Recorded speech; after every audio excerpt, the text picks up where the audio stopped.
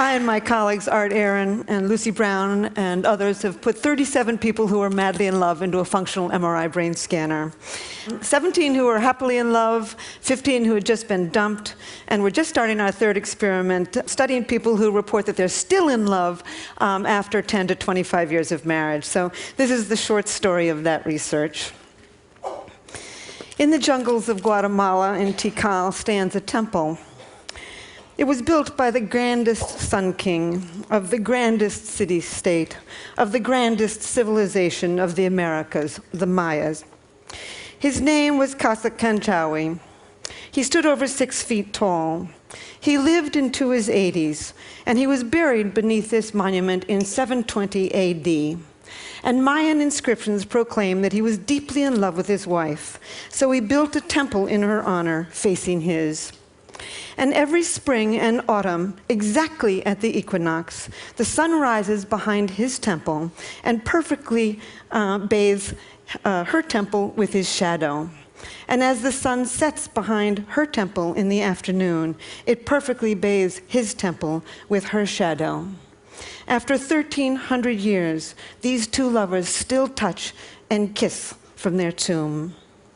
Around the world, people love. They sing for love. They dance for love. They compose poems and stories about love. They tell myths and legends about love. They pine for love. They live for love. They kill for love. And they die for love. As Walt Whitman once said, he said, "Oh, I would stake all for you." Anthropologists have found evidence of romantic love in 170 societies. They've never found a society that did not have it. But love isn't always a happy experience. In one study of college students, they asked a lot of questions about love, but the two that stood out to me the most were, have you ever been rejected by somebody who you really loved? And the second question was, have you ever dumped somebody who really loved you? And almost 95% of both men and women said yes to both. Almost nobody gets out of love alive. So before I start telling you about the brain, I want to read for you what I think is the most powerful love poem on earth. There's other love poems that are, of course, just as good, but I don't think this one can be surpassed. It was told by an anonymous Kwakiutl Indian of southern Alaska to a missionary in 1896. Here it is. I've never had the opportunity to say it before. Fire runs through my body with the pain of loving you. Pain runs through my body with the fires of my love for you. Pain like a boil about to burst with my love for you. Consumed by fire with my love for you. I remember what you said to me. I am thinking of your love for me. I am torn by your love for me. Pain and more pain. Where are you going with my love? I am told you will go from here. I am told you will leave me here. My body is numb with grief. Remember what I said, my love. Goodbye, my love, goodbye. Emily Dickinson once wrote, "Parting is all we need to know of hell." How many people have suffered in all the millions of years of human evolution? How many people around the world are dancing with elation at this very minute? Romantic love is one of the most powerful sensations on earth. So several years ago, I decided to look into the brain and study this madness. Our first study of people who are happily in love has been widely publicized, so I'm only going to say very little about it. We found activity in a tiny little factory near the base of the brain called the ventral tegmental area. We found activity in some cells called the A10 cells, cells that actually make dopamine, a natural stimulant, and spray it to many brain regions. Indeed, this part, the VTA, is part of the brain's reward system. It's way below your cognitive thinking process. It's below your emotions. It's part of what we call the reptilian core of the brain, associated with wanting, with motivation, with focus, and with craving. In fact, the same brain region where we found activity becomes active also when you feel the rush of cocaine. But romantic love is much more than a cocaine high. At least you come down from cocaine. Romantic love is an obsession. It possesses you. You lose your sense of self. You can't stop thinking about another human being. Somebody is camping in your head. As an 8th century Japanese poet said, "My longing had no time when it ceases. Wild is love." And the obsession can get worse when you've been rejected. So right now, Lucy Brown and I, the neuroscientist on our project, are looking at the data of the people who we put into the machine after they had just been dumped. It was very difficult, actually, putting these people in the machine because they were in such bad shape.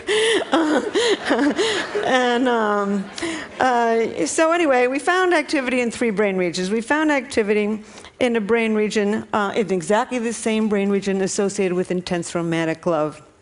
What a bad deal. You know, when you've been dumped, the one thing you'd love to do is just forget about this human being and then go on with your life. But no, you just love them harder. As the poet Terence, the Roman poet, once said, he said, "The less my hope, the hotter my love."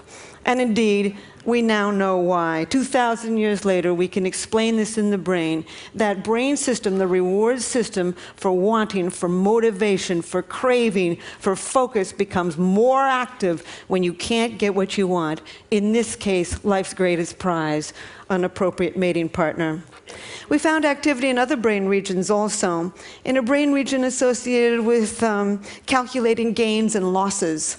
You know, you're lying there, you're looking at the picture, you're in this machine, you're calculating, you know, what went wrong, you know, what have I lost? As a matter of fact, Lucy and I have a little joke about this. It comes from a David Mamet play, and there's 2 con artists in the play, and the woman is conning the man, and the man looks at the woman and says, "Oh, you're a bad pony. I'm not going to bet on you." And indeed, it's this brain, part of the brain, the core of the nucleus accumbens actually, that's becoming active as you're measuring your gains and losses. It's also the brain region that becomes active when you're willing to take enormous risks for huge gains and huge losses. Last but not least, we found activity in the brain region associated with deep attachment to another individual. No wonder people suffer around the world, and we have so many crimes of passion.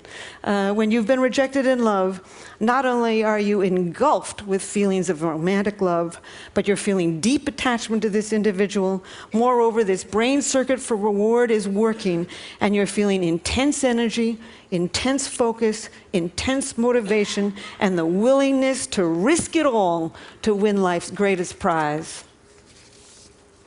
So what have I learned from this experiment that I would like to tell the world? Foremost, I've come to think that romantic love is a drive, a basic mating drive. Not the sex drive. The sex drive gets you out there looking for a whole range of partners. Romantic love enables you to focus your mating energy on just one at a time, conserve your mating energy, and start the mating process with a single individual. I think of all of the poetry that I've read about romantic love, what sums it up best is something that is said by Plato. Over 2,000 years ago, he said, "The God of love lives in the state of need." It is a need. It is an urge.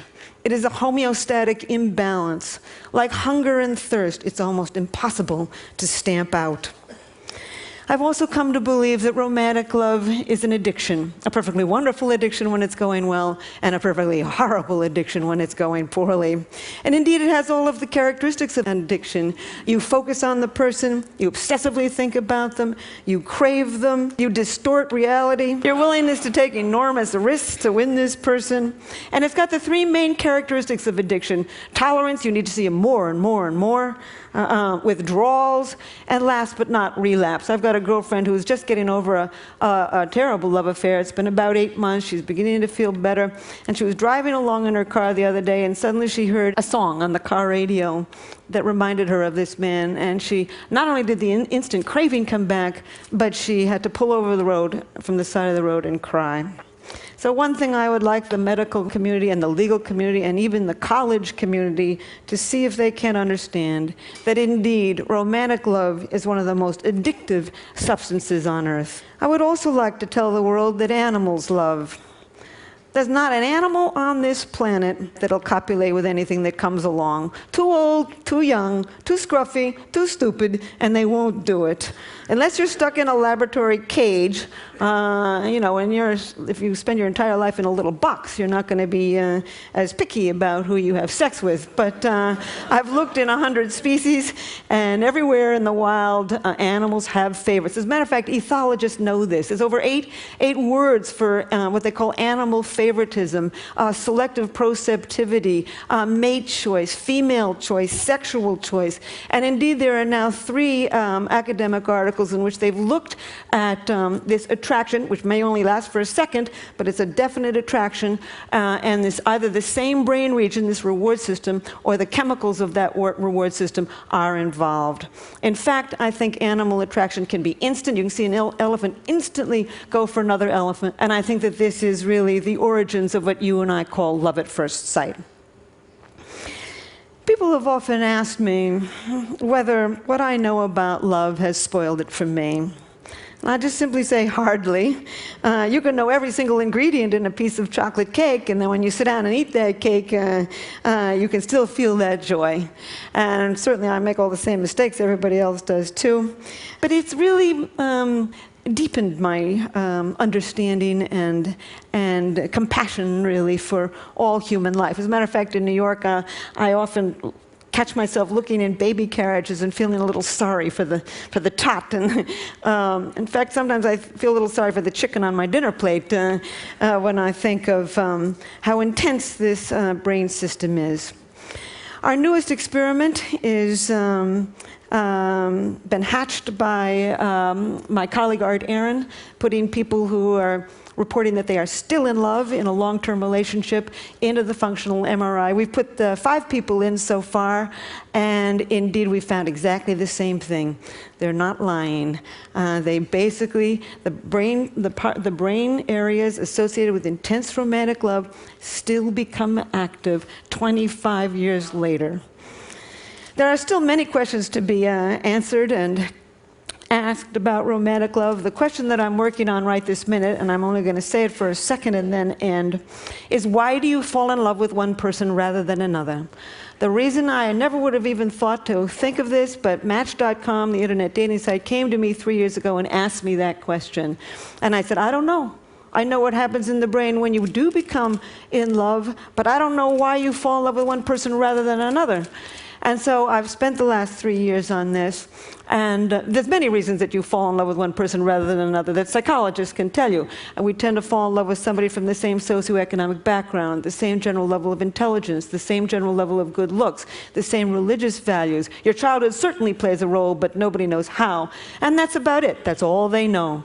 No, they've never found the way 2 personalities fit together to make a good relationship.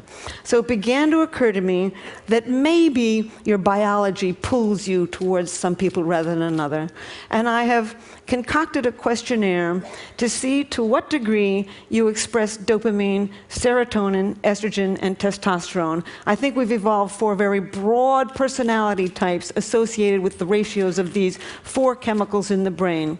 And on this dating site that I've created called chemistry.com, I ask you first a series of questions to see to what degree you express these chemicals, and I'm watching who chooses who to love.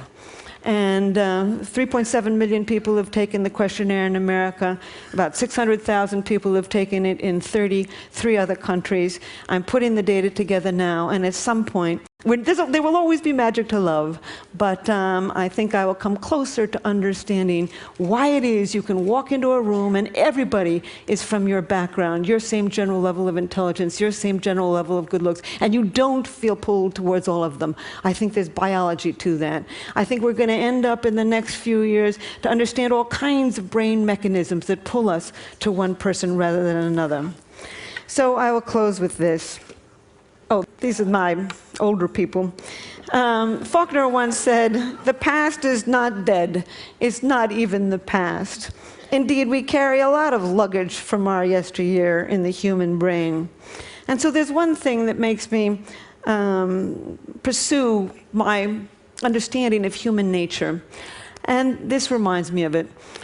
These are two women. Women tend to get intimacy differently than men do.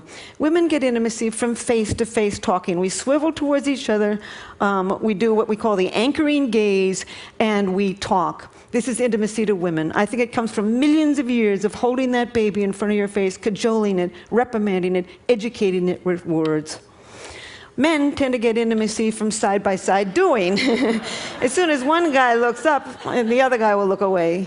I think it comes from millions of years of standing behind that bush, sitting behind the bush, looking straight ahead, trying to hit that buffalo in the head with a rock.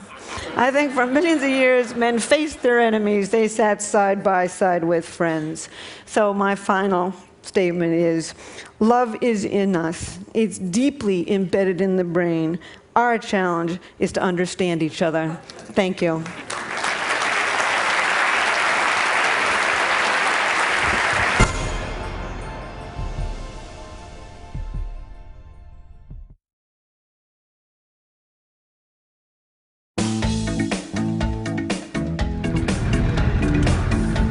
Thank you to everyone that took the time to vote for us on the Mazda Rebels Hub. We've been humbled by the support that we've received, and the Mazda grant is going to make a huge difference. The grant is going to support 3 major projects, both getting peak out there to the community. It's going to support a hospital in Kenya to deliver eye care immediately, and a bakery which is going to provide employment and a sustainable way of delivering eye care into the future. We're really excited about sharing these different projects.